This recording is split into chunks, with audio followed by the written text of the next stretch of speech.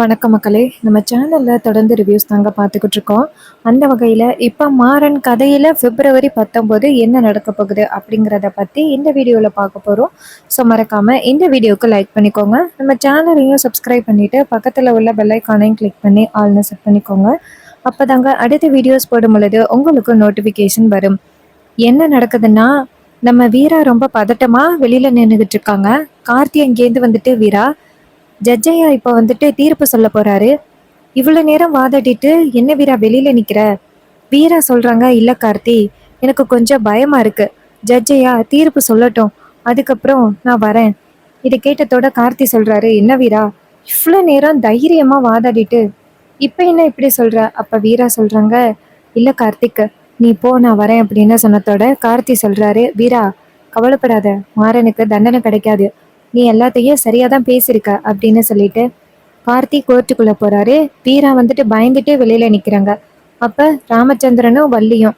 அப்ப ராமச்சந்திரன் சொல்றாரு, பாத்தியாமா வீரா எவ்வளவு திறமையா பேசுறான்னு, அவளை பேசாப்புல இந்த படிப்பை படிக்க வச்சிடலாம் போலயே. அப்ப வள்ளி சொல்றாங்க, ஆமாண்ணா, வீரா ரொம்ப பதட்டமா இருக்கிற மாதிரி இருக்கு, நான் போய் பேசவா? ராமச்சந்திரன் சொல்றாரு, இந்த நேரத்துல அவளுக்கு தனிமை தான் முக்கியம், இருக்கட்டும் அப்படின்னு. இது கேட்டதோட வள்ளியும் சரிண்ணா அப்படின்னு சொல்ல ராமச்சந்திரன் சொல்றாரு, புதுசா நம்ம வக்கீல போட்டிருந்தாலும் இந்த அளவுக்கு அவங்க ப்ரூஃபை காமிச்சு மாறனை காப்பாத்திருப்பாங்க அப்படிங்கிறது ஒரு டவுட்டு தான். இதை கேட்டதோட வள்ளி சொல்றாங்க, ஆமாண்ணா, வீரா ஆரம்பத்துல வாதாடுறேன்னு சொன்ன போது எனக்கு கொஞ்சம் பயமா இருந்துச்சு. ஆனா இப்பதானா வீரா எவ்வளவு சூப்பரா வாதாடுனா, எவ்வளவு திறமையா மாறன் மேல எந்த தப்பு இல்லைன்னு ப்ரூவ் பண்ணிட்டா பாத்தீங்களா அப்படின்னு. ராமச்சந்திரன் சொல்றாரு, ஆமா வள்ளி, சரி கோர்ட்டுக்குள்ள கூப்பிடுறாங்க, பார்ப்போம் அப்படின்ட்டு ரெண்டு பேருமே கோர்ட்டுக்குள்ள போறாங்க. வீராவுக்கு பதட்டம் தாங்க முடியல. எல்லாரும் போயிட்டு உட்காடுறாங்க. அப்ப கண்மணி இதையெல்லாம் பார்த்துட்டு ரொம்ப டென்ஷன் ஆகுறாங்க. ஏன்னா எப்படியும் வீரா வந்துட்டு மாறன் மேல எந்த தப்பும் இல்லை அப்படிங்கிறத ஆணித்தனமா நிரூபிச்சிட்டாங்க. ஸோ இதுக்கு மேலேயும் கண்டிப்பா மாறன் மேல தப்பு இருக்கு அப்படின்னு யாராலையுமே சொல்ல முடியாது. யாரு பொய் சாட்சி சொன்னாலும் அவங்களுக்கு கடுமையான தண்டனை அப்படின்னு ஜட்ஜ் ஐயா ஆல்ரெடி சொல்லிட்டாரு. இதனால யாரும் பொய் சாட்சி சொல்றதுக்கு வரல. அதே நேரத்துல ஜட்ஜ் ஐயா எல்லாருக்கும் வணக்கம் சொல்றாரு. வணக்கம் சொல்லிட்டு ஒரு பக்கம் தான் புருஷனுக்காக ஒருத்தவங்க வாதாடுறாங்க, ஒரு பக்கம் அவனை காப்பாற்றணும் அப்படின்னு அவங்க குடும்பம் வாதாடுது. அவங்க பையன் இறந்துட்டான் அப்படின்னு தெரிஞ்சும் அந்த பையன் மேல எந்த தப்பும் இருக்காது அப்படின்ட்டு ஒரு பக்கம் வாதாடுறாங்க. ஸோ இதுலேருந்து பார்க்கும்போது என்ன தெரியுதுன்னா, இந்த பையனை வந்துட்டு பழி வாங்குறதுக்காக இந்த போலீஸ் இன்டென்ஷனா இதை பண்ணியிருக்காரு அப்படிங்கிறது தெரிஞ்சு போச்சு. ஸோ இதை கேட்டதோட ரொம்ப அதிர்ச்சி ஆகுறாரு அந்த அறிவழகன். ஜட்ஜ் ஐயா நேரா அறிவழகனை கூப்பிடுறாங்க. அறிவழகன் நேரா அங்க வராரு. வந்துட்டு வணக்கம் ஜட்ஜ் ஐயா அப்படின்னு சொல்ல, ஜட்ஜ் ஐயா நேரா அறிவழகனை பார்த்து, இங்க பாரு, நீ ஏற்பாடு பண்ணியிருக்கிற எல்லாமே பொய் சாட்சி அப்படிங்கிறத கண்டுபிடிச்சாச்சு. இதை கேட்டதோட அறிவழகன் சொல்றாரு, சார், நான் பொய் சாட்சி ரெடி பண்ணல சார், எல்லாமே உண்மைதான். அந்த சாட்சி நடந்த விபத்தை நேரடியா பார்த்துருக்காரு சார். ஆனா ஜட்ஜையா சொல்றாரு, நேரடியா பார்த்துருக்கான்னு சொல்றார். ஆனா கார் ஓட்டிட்டு போனது யாருன்னு தெரியல, எந்த காருன்னு கூட தெரியல. அவன் கரெக்டா எப்படி ராமச்சந்திரன் சாரோட பையன் அப்படின்னு சொன்னான். இது எல்லாமே ஒரு திட்டம் அப்படின்னு நல்லாவே தெரியுது. இதை கேட்டதோட அறிவழகன் சொல்றாரு, சார், இந்த வீரா தேவையில்லாம சாட்சியை காமிச்சு சாட்சியை வந்து குழப்பி விட்டுட்டா சார், உங்களையும் குழப்பி விட்டுட்டா. நான் சொல்றதுதான் உண்மை. அப்ப ஜட்ஜையா நேரா அறிவழகனை பார்த்து, யோ, எல்லாத்தையும் அந்த பொண்ணு சாட்சியோட நிரூபிச்சிருக்கு. நீ சாட்சியோட நிரூபிச்சியா? சும்மா வேடிக்கை தானே பார்த்துக்கிட்டு இருந்த. என்ன இந்த மாதிரி பொய் சாட்சி சில பேரை ரெடி பண்ணிட்டா நான் எல்லாத்தையும் நம்பி உடனே உங்களுக்கு சாதகமா தீர்ப்பு சொல்லிடுவேன் அப்படின்னு நினைச்சுக்கிட்டு இருக்கீங்களா? இங்க பாரு, நீ பொய் சாட்சி ரெடி பண்ணதுக்காக உன்னை இந்த வேலையிலேருந்து சஸ்பெண்ட் பண்றேன் அப்படின்னு சொன்னதோட அறிவழகன் ரொம்ப அதிர்ச்சி ஆகுறாரு. அறிவழகன் நேரா ஜட்ஜையாவை பார்த்து, ஐயா, தப்பான முடிவு எடுக்காதீங்க. இவங்க தான் வந்துட்டு பொய் சொல்லி இந்த மாதிரி சாட்சியெல்லாம் ரெடி பண்ணி வச்சிருக்காங்க. அதுக்கு ஜட்ஜையா சொல்றாரு, யோ, அப்ப பார்த்த நான் வந்துட்டு முட்டாள்னு சொல்றியா? அப்ப என் இடத்துக்கு வந்து உட்காந்துக்கிறியா? இதை கேட்டதோட அறிவழகன் அதிர்ச்சி ஆகுறாரு. அப்ப ஜட்ஜையா நேரா அறிவழகனை பார்த்து, இங்க பாரு, உன்னை சஸ்பெண்ட் பண்ணியாச்சு, இதுக்கப்புறம் நீ எதுவும் பேசாத. யோ, எங்கே அந்த சாட்சி? அப்ப சாட்சி வந்து நிக்கிறாங்க. அப்ப ஜட்ஜையா நேரா சாட்சியை பார்த்து, உன்னை கடைசியா பாத்துக்கிறேன்னு சொன்னான்னு இதுக்குதான். இங்க பாரு, உனக்கு ஒரு 6 மாசம் ஜெயில் தண்டனையும் ஒரு 5 லட்ச ரூபா அபராதம் போடுறேன். இனிமே எங்கேயாவது போய் நின்றுக்கிட்டு நான் பார்த்தேன் அப்படின்னு சொல்லிட்டு இந்த மாதிரி பொய் சாட்சி சொல்லணும்னு நினைச்ச அவ்வளோதான் அப்படின்னு சொன்னதோட சாட்சி அவங்களை கெஞ்சுறாங்க. ஐயா என்னை மன்னிச்சிருங்கய்யா, தயவு செஞ்சு என்னை விட்டுருங்கய்யா. ஆனா ஜட்ஜையா சொல்றாரு, இதுக்கு மேல ஏதாவது பேசுனா இன்னும் கடுமையான தண்டனை கிடைக்கும். இதை கேட்டதோன்னா அவரு நம்ம இடத்துல இருந்து போறாரு. அதுக்கப்புறமா ஜட்ஜையா நேரா மாறனை பார்த்து, அன்னைக்கு நீ வந்துட்டு தண்ணி குடிச்சிட்டு வண்டி ஓட்டுனது ரொம்ப பெரிய தப்பு. உன் அண்ணன் பக்கத்துல இருந்து உன்னை மோட்டிவேட் பண்ணியிருக்காங்க. அதனால நீ மட்டும் அந்த இடத்துல குற்றவாளி கிடையாது, பக்கத்துல இருந்த உன் அண்ணனும் தான். இதை கேட்டதோட எல்லாருமே அதிர்ச்சி ஆகுறாங்க. அப்ப ராகவனை கூப்பிடுறாங்க. ராகவன் வந்து நின்னத்தோட ஜட்ஜையா நேரா ராகவனை பார்த்து, இங்க பாரு, நீயும் தான் உன் தம்பி பக்கத்துல இருந்திருக்க. உன் தம்பிய அப்பவே நீ கார் ஓட்டக்கூடாது அப்படின்னு சொல்லியிருக்கணும். உன்னோட உதாசீனத்தினாலதான் இவ்வளவு பெரிய விபத்து நடந்திருக்கு. அதனால உனக்கும் அபராதம் போடுறேன் அப்படின்னு சொல்லிட்டு ராகவனுக்கு அபராதம் போடுறாங்க. அப்புறமா மாறனை பார்த்து, ஏற்கனவே இதுக்கான தண்டனைகளை நீ அனுபவிச்சுட்ட அப்படிங்கிறது எனக்கு தெரியும், அதனால உன்னை விடுதலை பண்றேன் அப்படின்னு சொன்னதோட மாறனுக்கு ரொம்ப சந்தோஷம். அப்புறமா ராகவன் ரொம்ப கவலையா வெளியில வராரு. ஏன்னா அவருக்கு வந்துட்டு அபராதம் போட்டாங்க, சமய திட்டம் விழுந்திருக்கு. அதனால ராகவன் கொஞ்சம் கவலையா வெளியில வராரு. அப்ப ராமச்சந்திரன் வந்துட்டு எல்லாரையும் பார்த்துட்டு ரொம்ப சந்தோஷப்படுறாரு. அதே நேரத்துல நம்ம வீரா வந்துட்டு வெளியில நின்றுக்கிட்டு எப்படியாவது மாறன் ரிலீஸ் ஆகணும் அப்படின்னு சொல்லிட்டு ரொம்ப கடவுளை வேண்டிக்கிட்டு இருக்காங்க.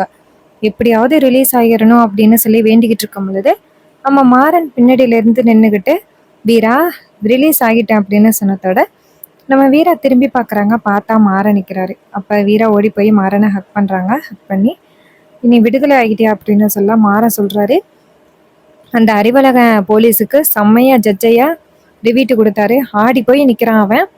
என்னையே வந்துட்டு ரிலீஸ் பண்ணிட்டாங்க, இனிமே எந்த பிரச்சனையும் இல்லை, கேஸ் முடிஞ்சிருச்சு அப்படின்னு. இதை கேட்டதோட ரொம்ப சந்தோஷப்படுறாங்க வீரா. அப்போ அந்த நேரம் பார்த்து ஃபேமிலியில் உள்ளவங்க எல்லாரும் வராங்க. கூடவே நம்ம கண்மணி வராங்க. கண்மணிக்கு சரியான கோவம் தாங்க முடியல. எவ்வளோ கஷ்டப்பட்டு இந்த மாறன் மேலே கேஸு போட்டு என்னென்னமோ பண்ணாங்க. ஆனால் கடைசியில் வீரா எதையுமே வந்துட்டு உண்மை இல்லை அப்படின்னு சொல்லிட்டு ஈஸியாக நிரூபிச்சிட்டாங்களே ஒரே கேஸ்லேயே அப்படின்ட்டு ரொம்ப டென்ஷன் ஆகுறாங்க நம்ம வீரா. அதே நேரத்தில் நம்ம ராமச்சந்திரன், வள்ளி எல்லாருமே ரொம்ப ஹாப்பியாக இருக்காங்க. இதையெல்லாம் பார்த்துட்டு கண்மணிக்கு செம்ம கோவம்.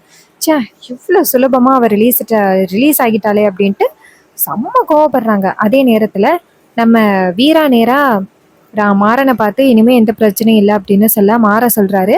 ஆமா வீரா, இனிமே எந்த பிரச்சனையும் இல்லை அப்படின்னு சொல்லிட்டு ரொம்ப சந்தோஷத்தோட பேசிக்கிட்டு இருக்காங்க. அதே நேரத்துல நம்ம மாறன் நேரா வீரா கிட்ட, இங்க பாரு வீரா, சரி எல்லாரும் வீட்டுக்கு போகலாம் அப்படின்னு சொன்னதோட மாறனும் ஆமா வீட்டுக்கு போகலாம் அப்படின்னு சொல்லிட்டு கிளம்புறாங்க. அப்ப கண்மணி இதையெல்லாம் பார்த்துட்டு டென்ஷன் ஆகுறாங்க. அந்த ராகவனுக்கு கொஞ்சம் முகம் சரியில்லை. ஏன்னா தம்பி விடுதலையானத்துல அவருக்கு கொஞ்சம் கூட வந்துட்டு உடன்பாடே இல்லை. ஏன்னா மாறனுக்கு எப்படியாவது தண்டனை கிடைக்கணும் அப்படின்னு தான் அந்த ராகவனுமே நினைச்சாரு. இன்னொரு பக்கம் வீரா வந்துட்டு நேரா எல்லாரும் சேர்ந்து வீட்டுக்கு போறாங்க. அப்ப ராமச்சந்திரன் வள்ளி கிட்ட, வள்ளி ரொம்ப சந்தோஷமா இருக்குமா, நீ போயிட்டு எல்லாருக்கும் ஸ்வீட்டு ரெடி பண்ணு. இது கேட்டதோட வள்ளியும், அண்ணா ஸ்வீட்டா நான் ரெடி பண்ணாம இருப்பேன், எல்லாம் இப்ப ரெடி பண்ணிடுறேன் அப்படின்ட்டு ரெடி பண்றாங்க. அப்ப நம்ம வள்ளி நேரா வீராவை பார்த்து, இனிமே நம்ம குடும்பத்துல எந்தவித பிரச்சனையும் இல்லை அப்படின்னு சொல்லிட்டு சொல்ல, அப்ப வீரா சொல்றாங்க, ஆமா வள்ளியம்மா, பிரச்சனை எல்லாமே முடிஞ்சிருச்சு அப்படின்னு சொல்லிட்டு ரொம்ப சந்தோஷப்படுறாங்க. ராமச்சந்திரன் நேரா வீராவை பார்த்து, இங்க பாருமா, உனக்கு என்ன வேணும்னு சொல்லுமா, எல்லாத்தையுமே நான் ரெடி பண்ணி தரேன். அதுக்கு வீரா சொல்றாங்க, எனக்கெல்லாம் ஒன்றும் வேணாமாமா அப்படின்னு. இதை கேட்டதோட ராமச்சந்திரனும் சரிம்மா அப்படின்னு சொல்லிட்டு எல்லாருக்கும் ஸ்வீட் ரெடி பண்ணி கொண்டாந்து கொடுக்குறாங்க. நம்ம வள்ளி ரொம்ப சந்தோஷமா இருக்காங்க. என் பொண்ணு வீரா மாறன் மேல எந்த தப்பும் இல்லைன்னு நிரூபிச்சிட்டான் அப்படின்ட்டு வள்ளி ரொம்ப ரொம்ப ஹாப்பியா இருக்காங்க. இதையெல்லாம் பார்த்துட்டு ஒரே ஒரு ஆளுக்கு தான் டென்ஷன், கண்மணிக்கு. கண்மணி ரொம்ப கோவமா மாடிக்கு போறாங்க. அங்க போயிட்டு நேரா ராமச்சந்திரனுக்கு ஃபோன் பண்றாங்க. ராமச்சந்திரன் அறிவழகனுக்கு ஃபோன் பண்றாங்க. அறிவழகன் ஃபோன் அட்டன் பண்ணி, என்ன வேணும் உனக்கு அப்படின்னு கேட்க, கண்மணி கேட்குறாங்க, இங்க பாருங்க, நான் உங்ககிட்ட என்ன சொன்னேன், எவிடன்ஸை கொஞ்சம் ஸ்ட்ராங்காக ரெடி பண்ணுங்க, அப்பதான் இந்த மாறனை ஈஸியாக வந்துட்டு ஜெயிலுக்கு அனுப்பலாம் அப்படின்னு பல தடவை சொன்னேன், கொஞ்சமாவது கேட்டிங்களா? வீரா சுலபமா 2-3 பேப்பரையும் ஒரு வீடியோவையும் காமிச்சு மாறன் மேல எந்த தப்பும் இல்லைங்கிறத நிரூபிச்சிட்டா அப்படின்னு. இது கேட்டதோட அறிவழகன் சொல்றாரு, இந்த கேஸ்ல நான் ஃபர்ஸ்ட் இன்வால்வ் ஆகாம இருந்தேன், தேவையில்ல அப்படின்னு. ஆனா நீ தான் தேவையில்லாம என்ன இந்த கேஸ்ல இழுத்து விட்டு என்னை ரொம்ப அவமானப்பட வச்சுட்ட, உன் குடும்பத்தை நான் சும்மா விட மாட்டேன் அப்படின்னு. இதை கேட்டதோட கண்மணி சொல்றாங்க, இங்க பாருங்க, அந்த வீரா வாதாடினத்துக்கும் எனக்கும் சம்மந்தமே கிடையாது. அவ சொன்ன பேச்சை கேட்காம வாதாடினத்துக்கு நான் எப்படி பொறுப்பாவேன்? இங்க பாருங்க, எனக்கு இதுல துளி கூட விருப்பமே இல்ல வீரா வாதாடினத்துல. நீங்க தான் கொஞ்சம் கேஸ ஸ்ட்ராங்கா இருக்கணும். ஆனா நீங்க தான் இது சும்மா சாதனமா விட்டுட்டீங்க. இவளால என்ன பண்ண முடியும் அப்படின்னு. இது கேட்டதோட ராமச்சந்திரன் அந்த கண்மணி சொல்றாங்க, நீங்க வேஸ்ட் அப்படின்னு சொல்லிட்டு போனை கட் பண்ண. இதை கேட்டதோட செம்ம டென்ஷன் ஆகுறாங்க நம்ம அறிவழகன். எவ்வளவு தைரியம் இருந்தா எனக்கு ஃபோன் பண்ணி என்னையவே பேசுவா, இவகிட்ட நானா வந்துட்டு போய் கேட்டேன் இந்த கேஸை நான் எடுத்துக்கிறேன் அப்படின்னு. இவளா கேஸ் கொண்டாந்து கொடுத்து என்ன அத்தனை பேருக்கு முன்னாடி அவமானப்படுத்திட்டு இப்ப வந்துட்டு என்ன வந்து பேசுறா அப்படின்னு சொல்லி செம்ம டென்ஷன் ஆகுறாங்க அந்த அறிவழகன். அப்ப அறிவழகன் நினைக்கிறாரு, அந்த குடும்பத்தையே நான் சும்மா விட மாட்டேன், கண்டிப்பா நான் பழி வாங்குவேன் அப்படின்ட்டு அறிவழகன் டென்ஷன் ஆகுறாரு. அதுக்கப்புறம் சீனை செட் பண்ணி நேரா நம்ம வீராவை காமிக்கிறாங்க. வீரா நேரா மாடிக்கு போறாங்க. அங்க வந்துட்டு மாறன் வந்துட்டு இருக்காரு. அப்ப வீரா நேரா மாறனை பார்த்து, இங்க பாரு, நீ வர வர ரொம்ப ஓவரா பண்ற." அப்ப மாறன் கேக்குறாரு, நான் என்ன பண்ணேன்? அப்ப வீரா சொல்றாங்க, இல்ல, இது மாதிரி முன்னாடி நான் தான் உன் பின்னாடி, நீ தான் என் பின்னாடி தெரிஞ்சுக்கிட்டே இருப்ப, அப்ப நான் கண்டுக்காம இருந்தேன், அதுக்காக இப்ப நான் உன் பின்னாடி தெரிஞ்சுக்கிட்டே இருக்கேன், அதுக்காக தான் நீ கண்டுக்க மாட்டேங்கிறியா? மாறா சொல்றாரு, ஏய் என்னடி இப்படி பேசுற? இங்க பாரு, உனக்கு படிப்புல தான் கவனம் இருக்கணும். வீரா சொல்றாங்க, இல்ல, நீ ரொம்ப ஓவரா பண்ற அப்படின்னு. அதுக்கு மாறா சொல்றாரு, இங்க பாரு வீரா, நடிச்சதெல்லாம் போதும், இங்க பாரு, நீ என்னைக்கே என்னை மன்னிக்க மாட்ட அப்படிங்கிறது எனக்கு நல்லாவே தெரியும் அப்படின்னு சொல்லிட்டு மாறன் அந்த இடத்துல இருந்து போறாரு. இதை பார்த்ததோட வீரா நினைக்கிறாங்க, நானே இவனை இவ்வளோ லவ் பண்றேன், ஆனா இவன் கொஞ்சம் கூட வந்துட்டு நம்பவே மாட்டேங்கிறானே. சரி, நம்ம இவன்கிட்ட எப்படி அதை நம்ம காதலை நிரூபிக்கணும் அப்படின்னு சொல்லிட்டு நம்ம வீரா நேரா அந்த மாறனோட அந்த பக்கெட் லிஸ்ட்டை பார்க்குறாங்க. அதுல மாறன் ஒரு முக்கியமான விஷயத்தை எழுதியிருக்காரு. என்னன்னா கடல்ல போட்ல போகணும், அங்க போயிட்டு சத்தமா கத்தணும் அப்படின்ட்டு நம்ம மாறனுக்கு வந்துட்டு பக்கெட் லிஸ்ட் இருக்கு. அதை பார்த்ததோட வீரா நினைக்கிறாங்க, ஓ, இதுதான் உன்னோட பக்கெட் லிஸ்டா, இது சுலபமாச்சே அப்படின்ட்டு வீரா நேரா வள்ளி கிட்ட வந்து, வள்ளியம்மா அப்படின்னு சொல்ல, வள்ளி நேரா வீராவை பார்த்து, சொல்லுமா வீரா, நீ உன்னாலதாம்மா இன்னைக்கு குடும்பமே நிம்மதியா இருக்கு, என்ன வேணும்னு சொல்லு. அப்ப வீரா சொல்றாங்க, வள்ளியம்மா, இது மாதிரி மாறனோட பக்கெட் லிஸ்ட் இருக்குல்ல, அதை நான் இன்னைக்கு பார்த்தேன். மாறனுக்கு நிறைய ஆசைகள் இருக்கு, அதை ஒவ்வொன்றா நான் நிறைவேற்றிட்டு வரேன். அது மாதிரி இப்போ மாறனோட பக்கெட் லிஸ்ட் ஒன்று பார்த்தேன்னா, மாறன் கிட்ட நான் எந்த அளவுக்கு லவ் பண்ணுறேன் அப்படிங்கிறத நான் அவன்கிட்ட ப்ரூவ் பண்ணணும்ல, அதுக்கு ஒரு ஐடியா கிடைச்சிருக்கு வள்ளியம்மா. வள்ளி கேட்குறாங்க, ஏமா வீரா, மாறன் கிட்ட ப்ரப்போஸ் பண்ண போற, அதுக்கு ஐடியா என்கிட்ட கேட்குறியா அப்படின்னு வீரா சொல்கிறாங்க. அப்புறம் நான் யாருக்கிட்ட வள்ளியம்மா கேட்க? அப்போ வள்ளி சொல்கிறாங்க, இங்கே பாரு, கார்த்தி இருக்கான் பாரு, அவன் சரியான ஆளு, அவனுக்கு எல்லா பிளானும் தெரியும், நீ அவனை கூப்பிட்டேன்னா போதும். இதை கேட்டதோட வீராவும் சரி வள்ளியம்மா அப்படின்ட்டு நேராக கார்த்தியை போய் பார்க்குறாங்க. கார்த்தி நேராக வீராவை பார்த்து, சொல்லு வீரா அப்படின்னு சொல்ல, வீரா சொல்கிறாங்க, கார்த்தி, இது உங்ககிட்ட எப்படி கேட்குறேன்னு தெரியல, மாறனோட பக்கெட் லிஸ்ட்டில் அவன் போட் ரைடு போகணும், தனியாக போகணும் அப்படின்னு இருக்கு, அதனால நீ எனக்கு ஹெல்ப் பண்ணுறியா? கார்த்தி சொல்கிறாரு, அதுக்கு என்ன வீரா, நீ என் தங்கச்சி, இந்த குடும்பத்தில் எல்லாரும் இன்னைக்கு நிம்மதியாக தூங்குறாங்கன்னா அதுக்கு நீ தான் காரணம், உனக்காக நான் இதை கூட பண்ண மாட்டேனா? நான் கட்டாயம் பண்ணுறேன், நாளைக்கு நீ ரெடியாக இரு, போட்டு ரெடி, எப்படியாவது மாறனை மட்டும் பேசி கூட்டிகிட்டு வந்துரு, அது மட்டும் போதும். இது கேட்டதோட வீராவும் சரி, நான் கண்டிப்பாக கூட்டிகிட்டு வரேன் அப்படின்னு சொல்லிட்டு நேராக மாறனை போய் பார்க்குறாங்க. மாறன் நேராக வீரா கிட்ட என்ன வேணும் அப்படின்னு கேட்க, வீரா சொல்கிறாங்க, இங்கே பாரு, நாளைக்கு வந்துட்டு எனக்கு முக்கியமான ஒரு பரீட்சை இருக்குது, நீ தான் கொண்டு போய் என்னை காலையிலே விடணும்.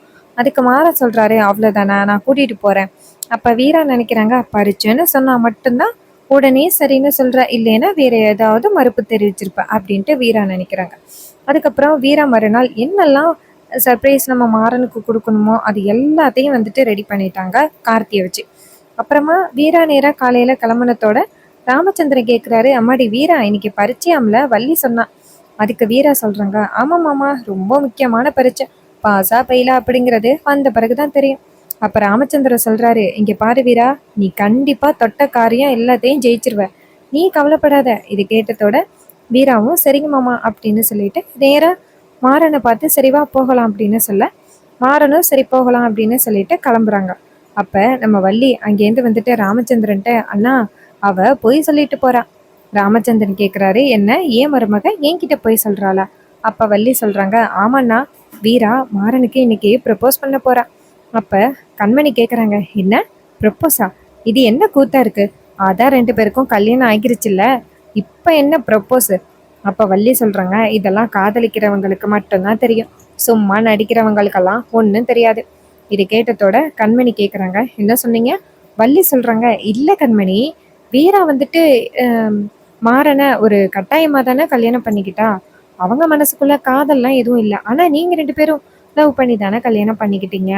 அதான் நான் சொன்னேன். இதை கேட்டதோட கண்மணி கேக்குறாங்க, ஓ அப்படியா, சரி. அப்ப ராகவ சொல்றாரு, கண்மணி இதே மாதிரி உனக்கும் சர்ப்ரைஸ் கண்டிப்பா ஒரு நாள் ரெடி பண்றேன். கண்மணி சொல்றாங்க, சரிங்க, ஆனா எனக்கு அதெல்லாம் அந்த அளவுக்கு பிடிக்காது, அது ஏன் தெண்ட செலவு அப்படின்னு. இதை கேட்டதோட ராகவன் ஃபீல் பண்றாரு.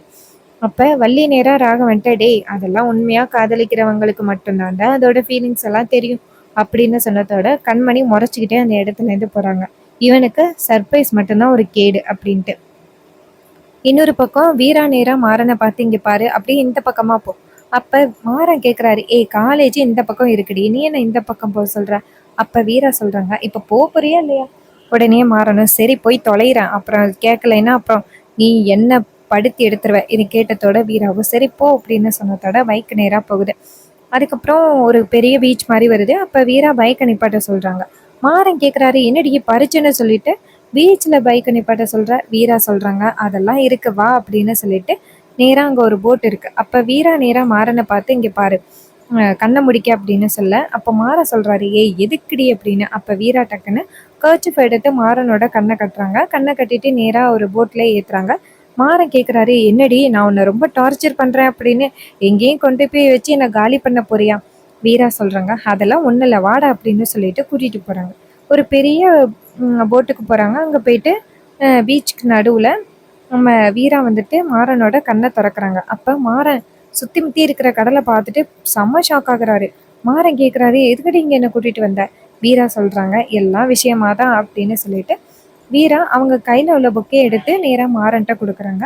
மாறன் அந்த பொக்கையை பார்த்ததோட, என்னடி நடக்குதுங்க அப்படின்னு கேட்க, வீரா நேரா மாறன்ட்ட, இங்க பாரு இத்தனை நாளா நீ என்கிட்ட சொல்லிக்கிட்டு இருந்தியல்ல, அதை நான் உன்கிட்ட சொல்றேன், உனக்கு இதுதான் ரொம்ப பிடிக்கும் அப்படிங்கிறது எனக்கு நல்லாவே தெரியும், ஓம் பக்கெட் லிஸ்ட்டை நான் இன்னைக்கு ஃபுல்ஃபில் பண்ணிட்டேன் அப்படின்னு சொல்லிட்டு வீரா வந்துட்டு ஐ லவ் யூ மாறா அப்படின்னு சொல்லி கத்துறாங்க. இது கேட்டதோட மாறனுக்கு செம்ம ஷாக் ஆகுது. இன்னொரு பக்கம் நம்ம வீரா நேரா மாறன்ட்ட, இங்க பாரு இனிமே என்கிட்டேருந்து ஒன்றை யாராலையும் பிரிக்க முடியாது அப்படின்னு சொல்ல, மாறன் நேரா வீரா கிட்ட, இந்த மனசோட மாற்றத்துக்கு என்ன காரணம் அப்படின்னு தெரிஞ்சுக்கலாமா? வீரா சொல்றாங்க, அதெல்லாம் சொல்ல முடியாது அப்படின்னு. இதை கேட்டதோட மாறன் சிரிக்கிறாரு.